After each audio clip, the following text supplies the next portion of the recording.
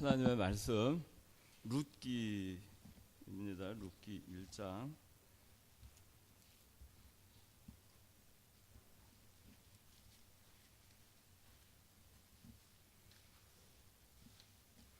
룻기 1장 1절에서 7절까지 6절까지 보겠습니다.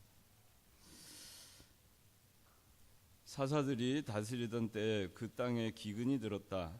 유다 베들레헴의 한 사람이 모압 지방에 가서 거주하기 위해 그 아내와 두 아들과 함께 떠났는데 그 사람의 이름은 엘리멜렉이고 그의 아내 이름은 나오미이다. 그의 두 아들의 이름은 말론과 기럐이고 유다 베들레헴 에브라 사람들이었다.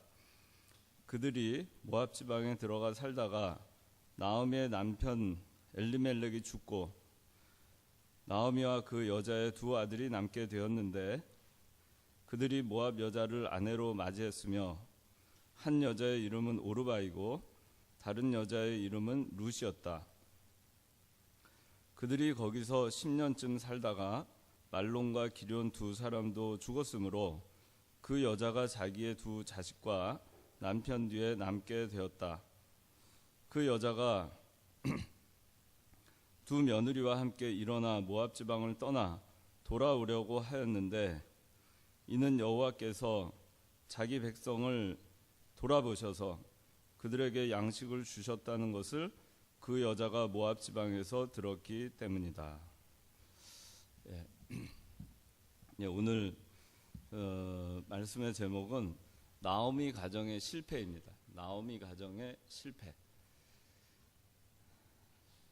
여기 1절에 사사들이 다스리던 때에 그 땅에 기근이 들었다 그랬습니다. 사사들이 다스리던 때입니다. 그러니까 이스라엘 백성들이 출애굽해서 그래서 이제 그 광야 생활 40년 하고 그리고 가나안 땅에 이제 들어 여호수아와 더불어서 그렇게 해서 가나안 땅으로 이스라엘 백성 들어가서 가나안 땅을 점령하고 그리고 이제 사사 시대가 시작이 됩니다. 한 300년 동안 사사들에 의해서 통치가 되고 그 사사 중에 유명한 사사는 혹시 누가 아는 사람 있어요? 선화 사사 중에 유명한 사사 말하면 알 텐데 희순이 그렇지 기도 또 무선이 사사 중에 그렇지 삼손 그 우리 다 아는 큰 사람들이 사사였어요. 그러니까 이제 사사 시대가 끝나고 그리고 이제 왕조 시대가 시작되는데 왕조 시대 1대 왕이 사울이 되는 거예요. 그렇게 해서 근데 오늘 본문의 이 룻기는 사사 시대 때 있던 일이에요. 그러니까 사울이나 다윗이 왕이 되기 전에 그때 그 있었던 일이다. 그 생각을 하시면 됩니다. 그래서 여기 그 사사들이 다스리던 때에 그 땅에 기근이 들었다 그랬습니다. 유다 베들레헴의 한 사람이 모압 지방에 가서 거주하기 위해 그 아내와 두 아들과 함께 떠났는데 그 사람의 이름은 엘리멜렉이고 그의 아내의 이름은 나오미이고 그의 두 아들의 이름은 말론과 기럐이고 유다 베들레헴 에브라 사람들이었다. 그들이 모압 지방에 들어가 살았다. 그렇게 나옵니다. 그러니까 이 사람들이 한 가족이 나옵니다. 한 가정이 나오는데 때는 사사들이 다스리던 때에 유다 베들레헴에 살던 한 가정입니다. 이 가정의 호주는 엘리멜렉이라고 하는 사람이었고 아내는 나오미 그리고 아들 둘이 있었는데 한 아들은 말론 그 다음에 또 한 아들은 기럐 이렇게 해서 네 식구가 이렇게 살고 있었습니다. 근데 베들레헴에 옛 이름은 여기 에브랏이라고 나옵니다. 유다 베들레헴 에브랏 사람들이었다 그렇게 나옵니다. 그래서 거기 그런데 그들이 기근이 들었기 때문에 모압 지방으로 이민을 가게 됩니다. 이주를 하게 됩니다. 그래서 여기 3절 누가 한번 읽어주세요. 나오미의 남편 엘리멜렉이 죽고 나오미와 그 여자의 두 아들이 남게 되었는데 네, 계속. 그들이 모압 여자를 아내로 맞이했으며 한 여자의 이름은 오르바이고 다른 여자의 이름은 루시였다. 그들이 거기서 10년쯤 살다가 말론과 기륜 두 사람도 죽었으므로 그 여자가 자기의 두 자식과 남편 뒤에 남게 되었다. 예, 이 한 가족이 기근 흉년을 피해 가지고 그렇게 해서 모압이라고 하는 지방에 들어가서 거기서 거주를 하게 됩니다. 근데 거기서 살다 보니까 남편 엘리멜렉이 죽었어요. 그 엘리멜렉이 죽고 그리고 이제 나오미하고 아들 둘만 남았죠. 그래서 이 나오미는 이 아들 남편이 죽고 나서 얼마나 그 참 상심했겠어요. 그 아들 둘을 의지하고 아들들을 또 잘 길러가지고 모압 여자들을 아내로 맞이했습니다.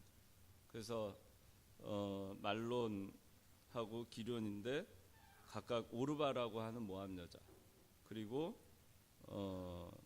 루시라고 하는 모압 여자하고 결혼을 합니다. 그래서 아들 둘이 다 결혼을 해서 살아요. 그래서 사는데 거기서 한 10년 결혼해서 이제 살게 됩니다. 10년 살았는데 말론과 기륜 두 사람도 아들 둘도 죽어요. 그래서 이제 남은 게 어떻게 되냐면 나오미하고 그 다음에 며느리 둘, 그 과부 셋이 남게 됩니다. 그 과부 셋만 이렇게 남게 돼요. 그리고 이제 6절 누가 읽어주세요. 그 여자가 그 며느리와 함께 일어나 모압 지방을 떠나 돌아오려고 하였는데 이는 여호와께서 자기 백성을 돌아보셔서 그들에게 양식을 주셨다는 것을 그 여자가 모압 지방에서 들었기 때문이다. 예, 이제 그 여자 즉 나오미가 두 며느리 오르바하고 룻하고 함께 일어나서 모압 지방을 떠나서 자기 고향 베들레헴으로 돌아가려고 일어났습니다.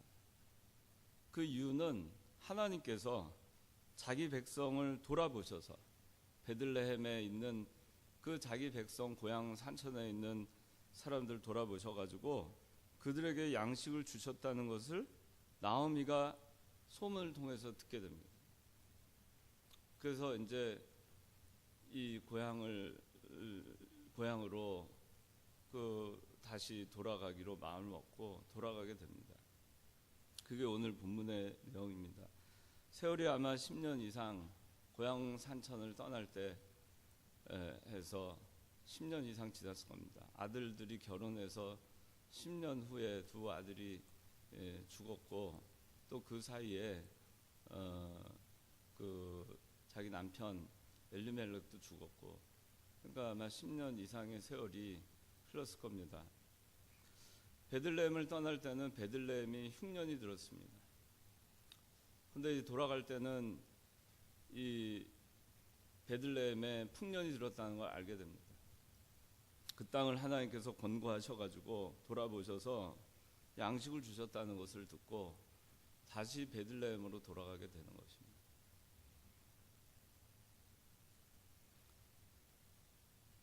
베들레헴에서 모압으로 처음 그 이주를 하려고 했던 이 사람들의 그 이주의 목적은 흉년을 피해서 떠난 것입니다.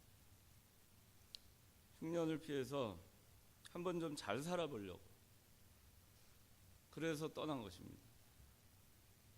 그래서 그 엘리멜렉은 이 가정의 호주였는데 베들레헴에 흉년이 들었을 때 그래도 모압이란 나라 가면 먹을 것도 있고 거기 가서 노력을 하면 잘 살 수 있겠지 하고 고향을 떠나서 모압으로 간 것입니다. 그리고 모압에 가가지고 그 있는 동안에 나오미 남편의 엘리멜렉은 죽었습니다. 참 희망과 꿈을 안고 그 어려움과 환란을 피해서 그렇게 해서 이 베들레헴을 떠났지만은 나오미의 남편 엘리멜렉은 죽고 맙니다. 나오미는 과부가 됐고 남은 두 아들이 결혼을 했지만 이 나오미가 남편을 의지하고 아마 살았을지 모르겠어요. 고향을 떠날 때는 아마 그랬을지 모릅니다. 왜냐하면은 베들레헴은 예수 그리스도가 나기로 미가서에 예언이 되어 있는 땅입니다. 그거는 그 이전부터 구전으로 그렇게 약속된 땅입니다. 그리스도께서 탄생하실 곳. 모압이라고 하는 나라는 이방 족속입니다. 이방 나라입니다. 약속이 있는 그 베들레헴, 자기 친구와 가족과 그 약속이 있는 그런 곳을 떠나서 이방 나라로 간 것입니다. 그런 걸 보면은 나오미 엘리멜렉도 환란을 당했을 때 그 환란을 자기 베들레헴에서 잘 그걸 견디고 극복하기보다는 그 환란을 피해서 좀 희망을 갖고 좀 잘 살아보려고 그 베들레헴을 떠났을 거예요. 그리고 나오미도 역시 마찬가지입니다. 남편을 의지하고 약속의 땅 베들레헴보다는 먹는 문제를 해결하고 좀 더 나은 삶을 위해서 그걸 떠난 것입니다. 그런데 그 의지하던 남편이 세상을 떠났습니다. 그래서 이제 아들들 의지하고 또 아들 의지하고 또 살았어요. 그 아들 결혼시키고 또 그 손주들 낳고 그렇게 해서 살아보려 했지만은 아들 둘이 손주도 낳지 않고 다 죽고 맙니다. 그래서 이제 여자 셋만 남았어요. 자기가 의지하던 아들들도 세상을 다 떠났고 그리고 의지할 수 있는 손주들도 없습니다. 10년이 지났습니다. 뭐 10년이니까 얼마나 많이 바뀌었겠어요. 삶도 바뀌었고 고향 산천도 바뀌었을 거고 자기가 이주해온 그 모압 땅도 바뀌었을 겁니다. 환란을 피해서 흉년을 피해 가지고 좀 살아보려고 잘 살아보려고 떠났지만은 그 이방 나라로 갔을 때 이방 나라에서 얻은 것은 오랜 세월 지나고 나서 얻은 것은 아무것도 없었습니다. 그 기간 동안은 잃은 것뿐이었어요. 상실과 고통과 아픔과 상처의 그런 시간뿐이었고 그 시간 동안에 남편과 아들 둘을 잃게 됩니다. 아무것도 얻은 것이 없었던 것입니다.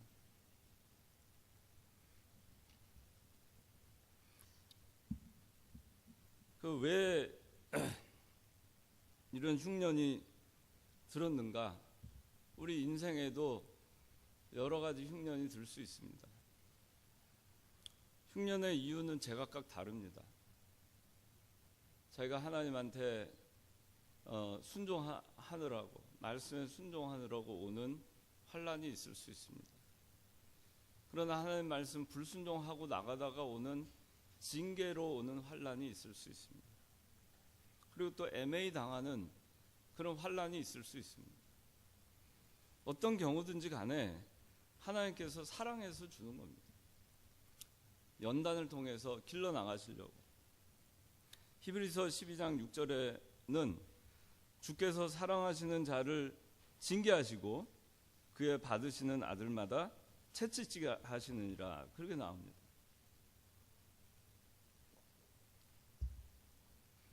잘못하면 하나님의 징계를 받는 것은 당연합니다. 얼마나 감사한 일인지 모릅니다. 사랑하는 자를 징계합니다. 받으시는 아들마다 채찍질합니다. 받지 않으면 채찍질하지 않겠죠. 매도 맞을 만한 자식한테 매를 드는 것이고, 야단도 그걸 받아들일 만한 자식에게 야단을 치는 것입니다. 하나님은 우리를 사랑하시기 때문에 우리가 잘못된 길로 나갈 때 사랑의 채찍을 드시는 것입니다. 제 아들 둘째 아들 재현이 아마 다 아실 거예요. 재현이가 재작년에 8월인가 언제 10월인가 나와가지고 한 거의 1년 있다가 미국을 들어갔는데, 제가 이제 그 녀석이 초등학교 2학년 때 이제 미국으로 떠나고서는 나중에 성인이 돼서 94년생이니까 작년이면은 22, 23이겠죠. 근데 참 나이 들어서 그렇게 오랜 세월을 같이 있어본 게 처음이에요. 그래서 처음 이제 그렇게 있다 보니까 참 떨어져 있을 때는 그럴 일이 없었는데, 같이 있다 보니까 티격태격 할 거 아니겠어요? 말 안 듣는 것도 보이고 속삭이는 것도 있고. 그래서 제가 한 두어 번 정도 아주 크게 이렇게 꾸중을 한 적이 있어요. 아주 심하게 한번 꾸중하면 아주 좀 혹독하게 꾸중을 해가지고 매를 들진 않지만 하여튼 그 정신교육을 좀 심하게 시켜요. 그런데 정신교육을 심하게 시키고 하니까 그래서 뭐 엉엉 울고 뭐 그런 적도 있었는데, 제가 나중에 좀 마음이 아파가지고 좀 너무 과했나 해서 마음이 아파서 좀 시간이 지나고 물어봤어요. 미안하다고, 섭섭하지 않았냐 했더니 뭐라고 얘기하냐면은, 자기는 미국에 있으면서 친구들을 보면 꾸중 듣는 아빠가 있는 친구들이 너무 부러웠다는 거예요. 자기가 뭐를 잘하고 있는 것인지 잘못하고 있는 것인지를 말해줄 사람이 없었다. 물론 엄마가 있었지만 엄마하고는 다르다는 거죠. 아빠는. 그런데 아빠한테 혼나니까 너무 좋았다는 거예요. 자기가 그런 거를 좀 누려보고 싶었다 그래요. 근데 이제 아빠하고 한 1년 있으면서 아빠한테 혼도 나보고 하는 게 참 좋았다, 그렇게 얘기를 합니다. 사랑하는 자를 하나님은 징계합니다. 또 받는 아들에게 채찍질합니다. 그걸 달게 받고, 그렇게 할 때 그걸 채찍질을 하고, 그 달게 받을 때 또 소망이 있는 겁니다. 야단을 치는데 그걸 불만을 품고 반발하고 반항하고 그렇게만 나가면 소망이 없어요. 고치지는 않습니다. 그런데 책망할 때 그거를 단마음으로 받고 자기가 그거를 잘 되려고 그렇게 해서 고쳐나가고, 그러면 소망이 있는 거예요. 그 옛날에 고사성어에도 보면 타산지석이란 말이 있어요. 타산지석. 그건 뭐냐면은 다른 걸 보고서는 배우라는 얘기예요. 그러니까 어떤 거를 보고도 배울 수가 있어요.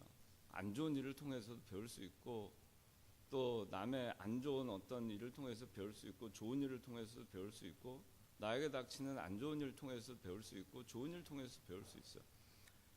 이 희망이 있는 사람은 어떤 일을 겪어도 그거 가지고 원망과 불평하기보다는 단마음으로 그거를 받아들이고 타산지석으로 삼고 자기 그 도약의 발판으로 삼든지 발전의 계기로 삼든지 그거를 자기 성장의 기회로 삼든지 그렇게 만드는 겁니다. 흉년이 왔습니다. 우리 인생에 하나님의 사랑의 채찍의 흉년이 올 수 있습니다. 또 돌아오게 하시려고, 우리가 잘못됐을 때 돌아오게 하시려고 채찍을 가기도 합니다. 예레미야 29장 11절 한번 찾아서 읽어주세요. 예레미야 29장 11절.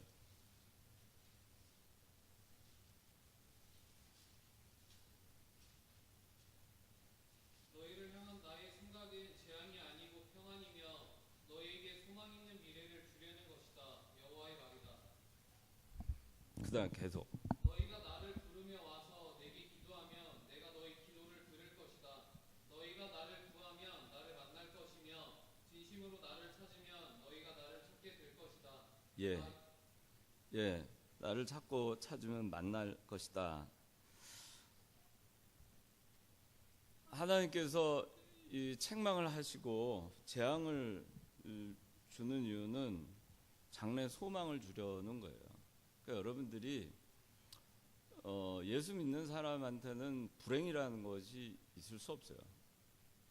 재앙이라고 하는 거 있을 수 없어요. 그때 당시엔 재앙이고 불행인 것 같지만은 다 소망입니다. 다 소망을 주려 하는 생각이라 그렇게 얘기하고 있어요. 예수 믿는 사람들에게는 다 그거예요. 하나님께서 우리를 그걸 통해서 돌아오게 하고 연단시켜서 평안과 소망을 주시려고 주시는 거예요. 하나님의 생각은 그거예요. 소망을 주려 하는 생각이다. 근데 우리 인간의 생각은 재앙이라고 생각하고 환난이라고 생각하고 나한테 왜 이런 것이 왔을까? 불만을 품게 되고 그럴 필요가 없어요. 그렇게 부정적으로 생각해도 자기한테 유익이 하나도 없어요. 하나님께서 이걸 통해서 어떤 소망을 나에게 주려고 하시는가? 반드시 소망이 있어요. 그래서 하나님이 흉년을 주시는 겁니다. 여러분, 인생에 흉년이 있죠? 그죠? 가정에도 흉년이 있을 수 있고 직장에도 흉년이 있을 수 있고 내 삶에 흉년이 있을 수 있고 친구들 간의 관계에서 흉년이 있을 수 있고 교회 생활하는데도 흉년이 있을 수 있고 신앙에도 흉년이 있을 수 있어요. 다 그거는 겪는 겁니다.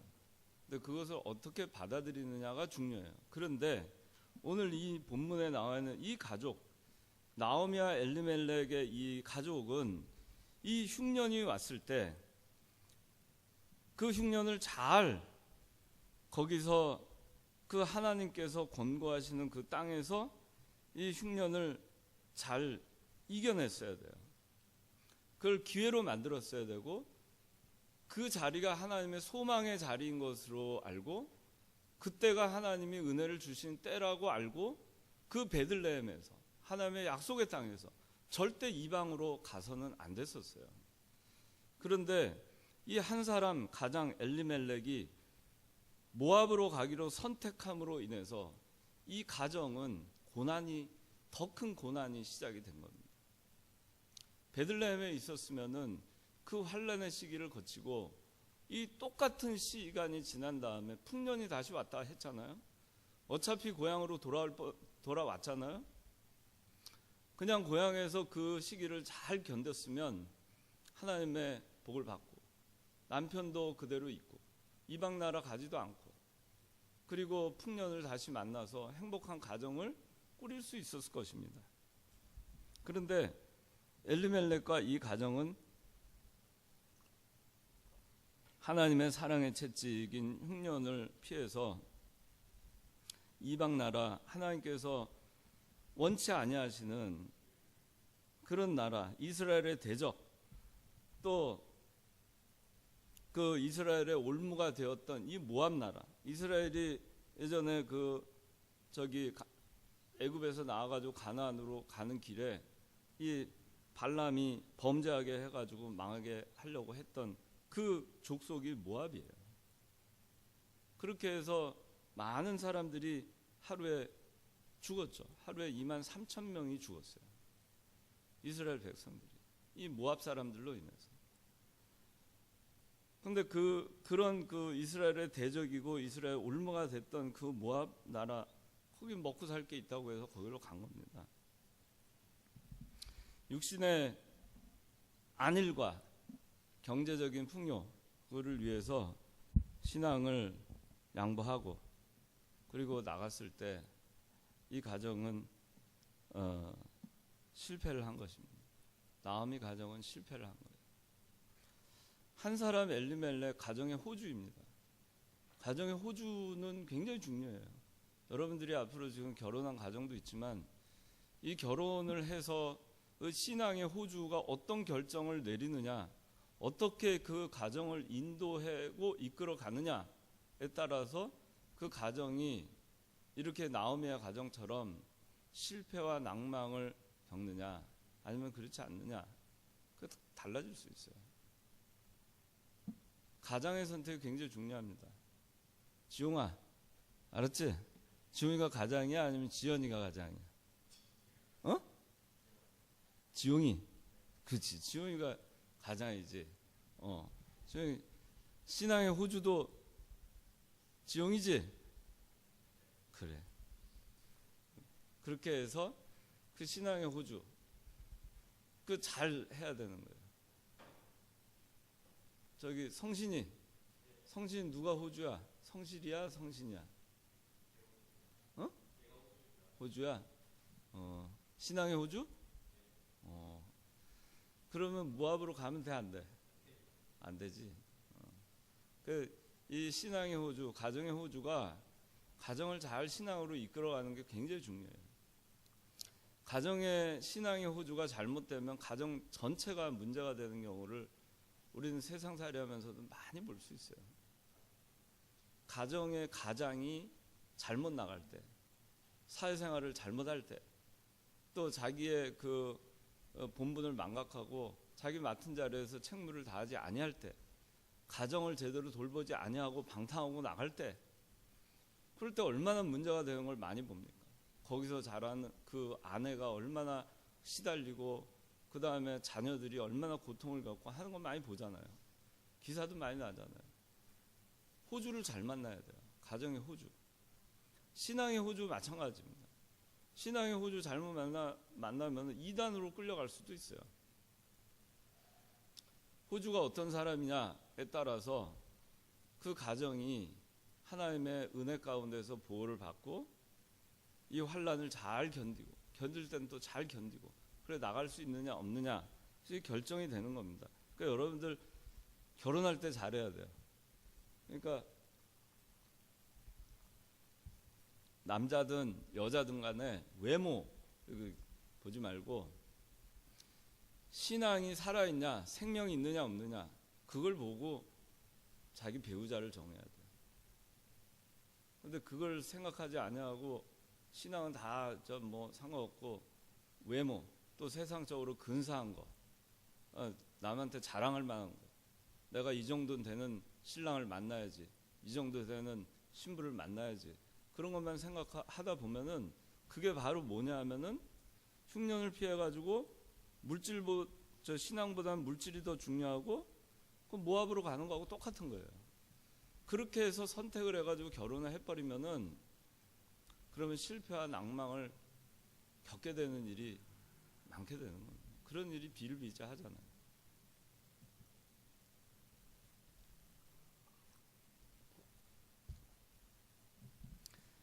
이 엘리멜렉이 머물지 않고 떠납니다. 자기가 머물어야 할 곳은 베들레헴입니다. 모압이 아니에요. 자기가 거해야 될 것이 어디냐? 모압이 아니에요. 베들레헴입니다. 거기서 징계를 받든 고난을 받든 환난을 받든 그 가운데에서 그것이 하나님의 은혜로 여기고 그것을 극복을 해야 되는 것입니다. 그걸 하나님의 은혜다, 그렇게 생각하면 다 이겨낼 수 있어요. 하나님의 은혜다, 그렇게 생각하면 못 이겨낼 게 뭐 있어요. 무슨 일을 만나든지 만사형통할 거다. 나의 갈 길 다 가도록 예수 인도하신다. 믿음으로 사는 자 하늘 위로 받는다. 무슨 일을 만나든지 만사형통한다. 그 다음에 뭐죠? 2절에 나의 앞에 반석에서 샘물 나게 하신다. 저는 그 찬송을 굉장히 좋아해요. 그 가사도 그 2절에 있는 가사, 2절인가, 나의 앞에 반석에서 샘물 난다. 어떻게 반석에서 샘물이 나요? 반석에서 무슨 샘물이 납니까? 큰 바위덩이에서 무슨 갑자기 샘물이 날 수 있어요? 불가능한 일이에요. 나의 앞에 반석에서 샘물 나게 하시는 하나님. 내가 지금 가는 길이 환난길이고 고난길이고 지금 베들레헴에 있는 것이 어려움 가운데 있어도 아무것도 보이지 않고 그냥 큰 바위덩이 하나만 있고 갈증은 심하고 해는 쨍쨍 내리치고 해도 그 소망 없는 곳에서 샘물 나게 하시는 하나님, 그런 하나님. 그런 믿음으로 그거를 잘 극복을 하면은 하나님의 은혜로 여기고 극복하면 다 이길 수 있어요. 그래서 여러분들, 제가 일전에도 몇 번 얘기했는데, 강물에 배를 타고, 제가 어디서 읽은 거예요. 강물에 배를 타고, 조각배를 타고 가는데 큰 그 앞에 바위가 있어요.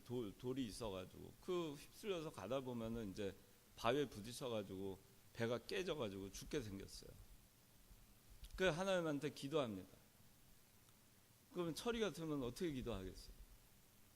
그런 상황을 실제로 만났어. 배를 타고 가는데 강물이 막 흘러가는데 큰 바위가 앞에 있어서 이제 깨지게 생겼어요. 살려주세요. 그땐 그게 제일 최고죠. 살려주세요. 그러면은 철이한테 하나님 물어봐요. 저기 그 바위를 옮겨줄까 아니면 강물을 불려줄까? 뭐라고 대답하겠어요?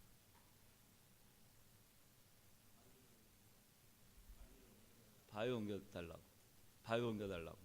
충심이는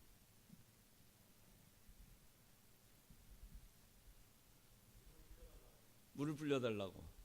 두 사람이 다 다르게 했는데 어쨌든 하나님이 바위 옮겨달라고 해서 바위 옮겨주면은 사는 거고, 물을 불려줘도 사는 거죠. 그죠? 물을 불려주면 바위가 이렇게 있지만은 그 위로 물이 넘쳐가지고 쫙 가니까.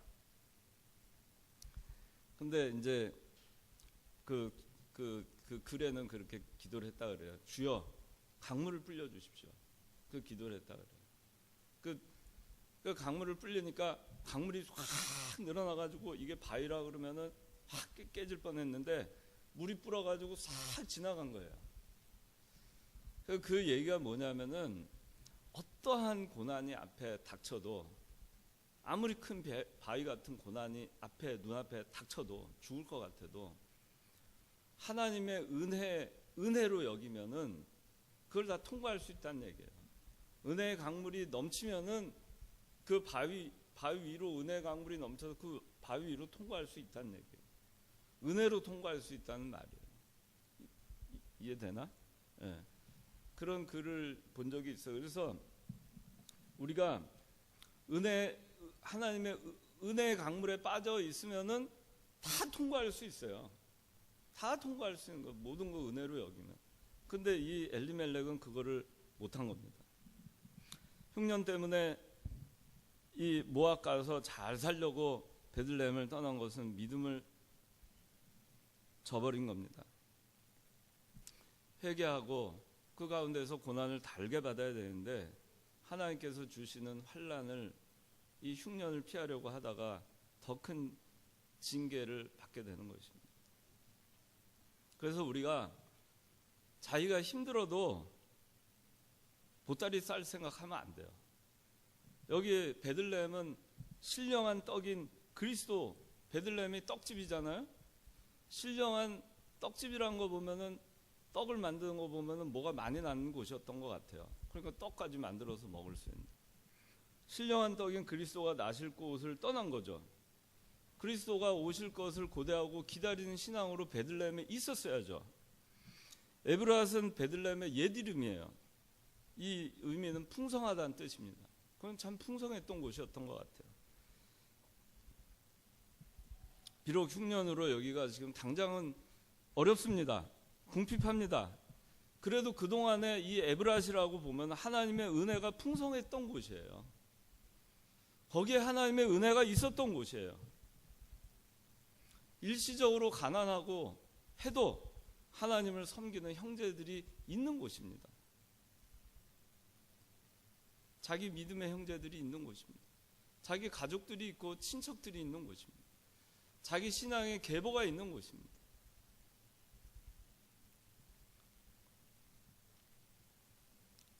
그런데 떠난 거예요. 힘들어가지고. 여러분들 힘들어도 보따리, 이제 힘들어 못 살겠다, 좀 보재기 가지고 보따리 싸가지고 떠날 생각하면 안 돼요. 교회 힘든 일 있을 수 있습니다. 그 교회 보따리 싸가지고 떠나면 안 돼요. 세상, 여러분 세상적으로 어려움 당할 수 있어요. 신앙생활을 하면서 보따리 싸면 안 돼요. 직장 힘들어도 보따리 싸면 안 돼요. 하나님이 허락하실 때까지, 그때까지 있는 거예요. 하나님이 거기 권고하시는 곳이니까.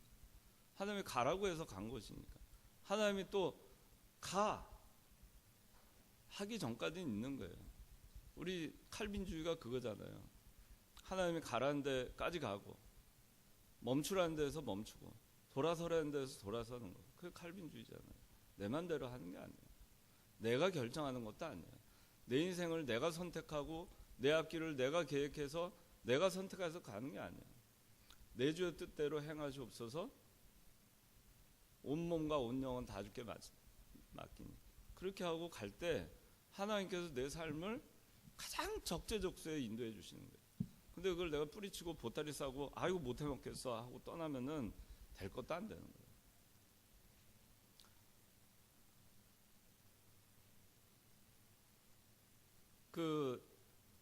제가 어느 책을 보니까 그 기업을, 세계적인 기업을 일군 그 사람들, 근데 이 통계를 쭉 내봤는데 사업을, 야심차게 사업을 시작을 해서 하는 사람들이 이 대부분 어디서 멈추냐면은 정말 노력을 다하다가 99% 도달할 때까지 가다가 거기서 멈춘대요. 너무 힘드니까. 안 될 것 같으니. 그런데 거기서 멈추면서 모든 것이 제로가 되는 거예요. 다시 물거품이 되는 거예요. 그 길 넘어서서 이제 성공을 하는 사람들이 세계적인 기업가들이 된다. 그런 책을, 실질적인 통계가 나온 책을 제가 본 적이 있어요.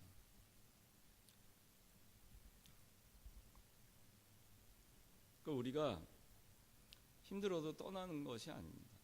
보따리 싸는 게 아니에요. 끝까지 해보는 거예요. 끝까지. 이게 보면요, 여러분들 그런 것도 있어요. 시험도 100점 만점이 있는데 한 100점 만점짜리 시험 한 10점 받던 사람이 한 40점, 50점으로 올라가는 거는 좀만 하면 돼요. 그죠? 50점까지. 50점 맞던 사람이 한 80점까지 올라가는 데는 더 어려워요. 그죠? 30점 올리는데. 근데 80점에서 90점까지 올리는 건 훨씬 더 어려워요. 10점 올리는 건데. 똑같은 10점이지만. 90점에서 100점 만드는 건 더 어려워요. 95점에서 100점 만드는 거. 99점 가다가 100점 만드는 거. 그만큼 어려운 거예요. 근데 거기서 중단하면 안 되는 거죠. 100점 좀만 하면 100점 맞을 수 있었는데 99점에서 포기하면은 다 물거품 되는 거예요. 신앙도 그런 거고 여러분들 사회생활하는 것도 그래요. 신앙인으로서는 자기한테 오는, 아까 얘기했죠. 하나님은 다 예레미야 29장 11절에 있는 거, 사람은 다 재앙으로 생각하지만 하나님은 다 소망을 주려고 하는 거라고.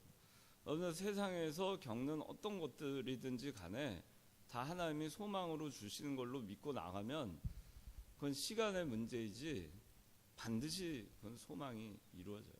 하나님의 소망이기 때문에. 그걸 걷어차는 거는 내가 중간에 보따리 싸기 때문에 걷어차는 거예요. 엘리멜렉이 그래서 베들레헴을 떠났고 거기서 고난을 잘 달게 받고 흉년을 잘 이겨냈어야 되는데 그게 못한 것입니다. 그 결국에는 세월이 흐르고 신앙을 떠난 결과 다 잃어버렸죠. 시간도 낭비했죠. 나이는 들었죠. 낭패와 실망과 상실과 고통의 세월을 보냈죠. 문제 해결을 위해서 모압을 갔지만 더 큰 고난만 가중됐죠. 가족은 붕괴됐습니다. 작은 어려움을 피하려다가 큰 불행을 만났습니다. 아모스 5장 19절에는 이렇게 써 있습니다. 마치 사람이 사자를 피하다가 곰을 만나거나 혹 집에 들어가서 손을 벽에 대었다가 뱀에게 물린 같도다. 꼭 그런 짝이 된 겁니다. 여러분들 살다 보면 혹시 이런 일 없었어요? 뭐 좀 피해 보려고 했는데 더 큰 환란이 닥치는 거예요. 사자를 피하려고 했는데 곰을 만나고, 집에서 손에 벽을 대는데 뱀한테 물리는 것 같이.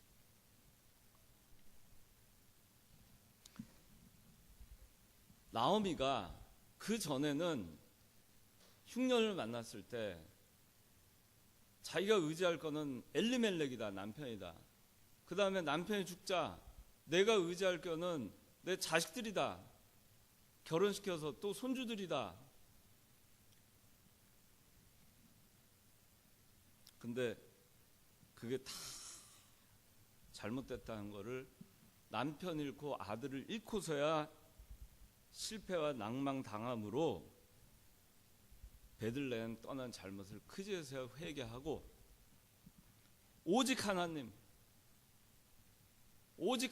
권고하시는 그 약속의 땅 베들레헴, 그 고향을 그리워하고 6절에 두 며느리와 함께 일어나 돌아간다고 써 있습니다.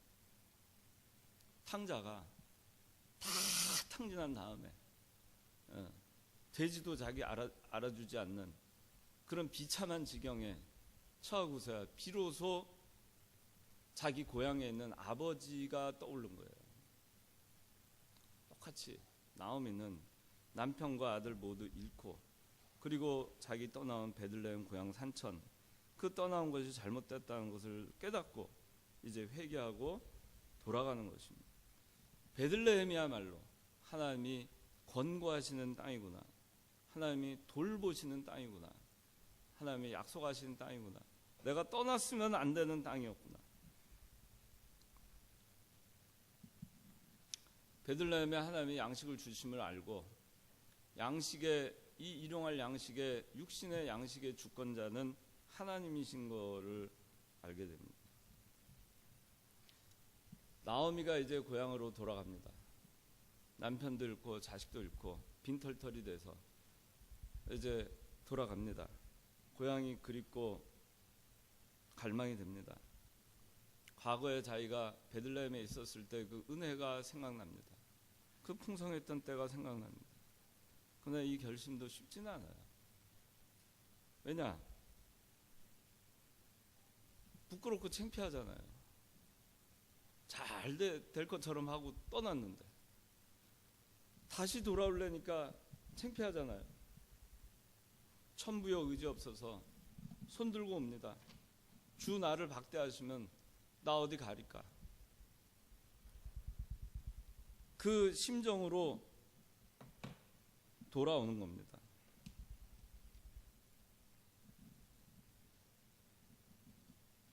그 심정으로 돌아오는 겁니다. 낭패와 실망 당한 후에 예수께로 가옵니다. 돌아가는 거예요. 이때라도 돌아오면은 참 복이 있는 겁니다. 이때라도 오직 하나님, 베들레헴,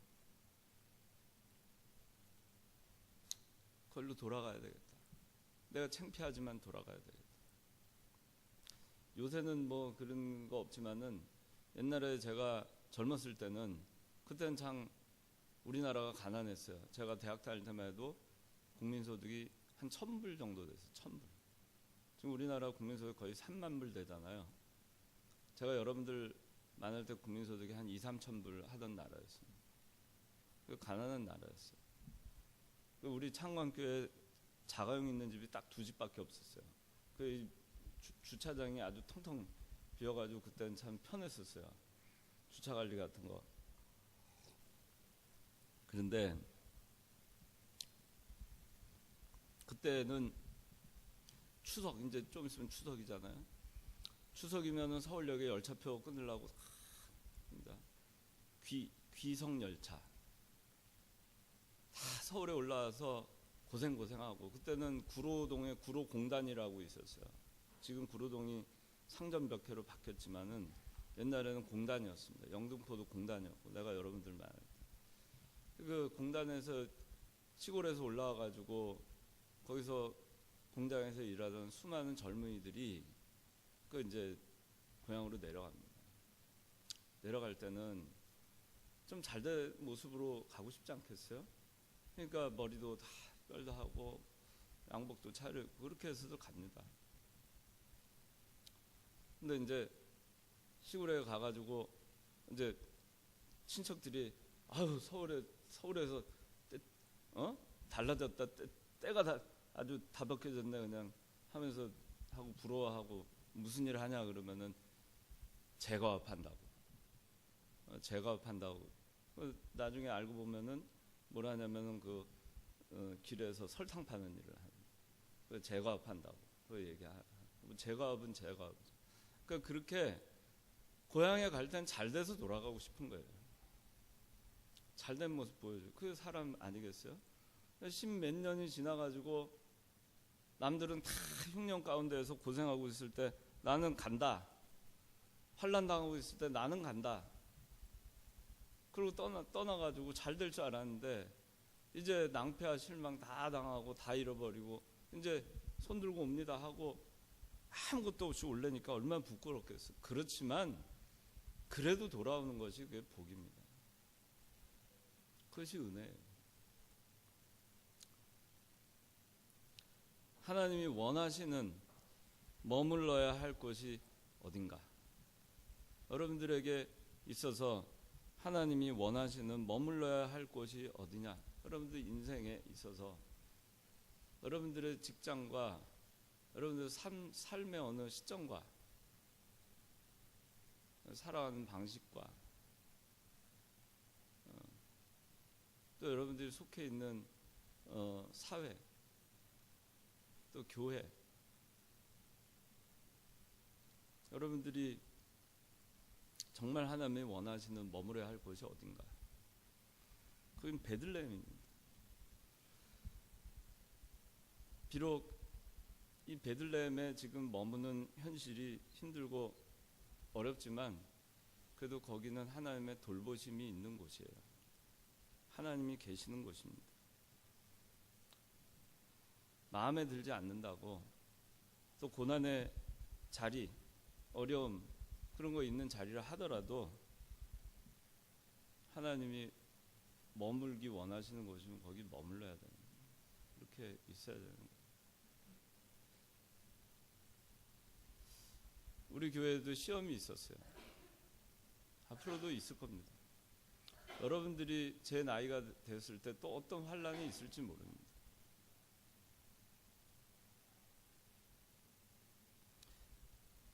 여러분들 심령에 혹시 흉년이 있는가? 여러분들 가정에 기근이 있는가? 여러분들 직장 생활하면서 흉년이 있는가? 살기 힘든 어려움이 있는가? 그런 걸 닥칠 때가 있는가? 하나님이 여러분들이 머물기를 원하시는 그곳에 여러분들 머물러 있어야 됩니다. 그리고 그 가운데에서 기도하면서 여러분들로 인해서 그 흉년의 기간이 다 끝나고 풍년의 시기가 올 때까지 기다려야 되는 거예요. 그걸 잘 인내하고 기다려야 되는 것입니다. 내가 왜 이런 직장에 있는가? 내가 이런 집안의 며느리로 와 있을까? 내가 왜 이런 집안의 남편일까? 내가 왜 이런 집안의 사위일까? 내가 이런 집안에 시집을 왔을까?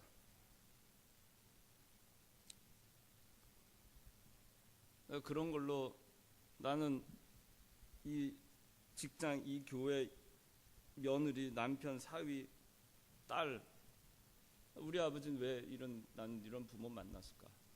이런 형제를 만났을까?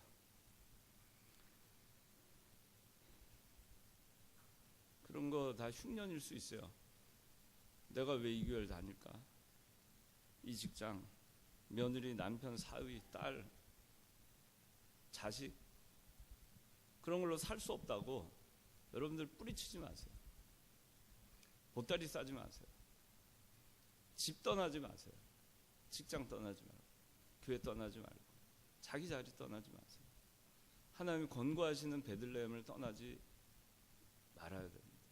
환란이 오면 그 환란을 잘 통과해야 됩니다. 10년이 지나면 회복이 되고 풍년이 옵니다. 10년 동안 망하지 않습니다. 흉년이 왔지만 망한 것이 아닙니다. 여러분들이 머물러 있으면 그걸 잘 통과하면 그곳에서 하나님의 은혜와 복을 누리게 될 겁니다. 그러니까 여러분들이 살아가면서 그 어려운 일 있어도 또 마음에 안 드는 일 많잖아요. 또 사람들과의 관계에 있어서도 일도 많잖아요. 마음에 안 드는 사람도 있잖아요. 그래도 그런 거 다 감당하세요. 감당하고 하나님이 머물기 원하시는 자리에 여러분들이 거기서 머물고 거기서 눈물로 기도하고 하나님께서 주시는 돌보심과 또 그로 인해서 마침내 주시는 풍년의 때 그때를 기다릴 줄 아는 그런 여러분들이 되시면 좋겠어요.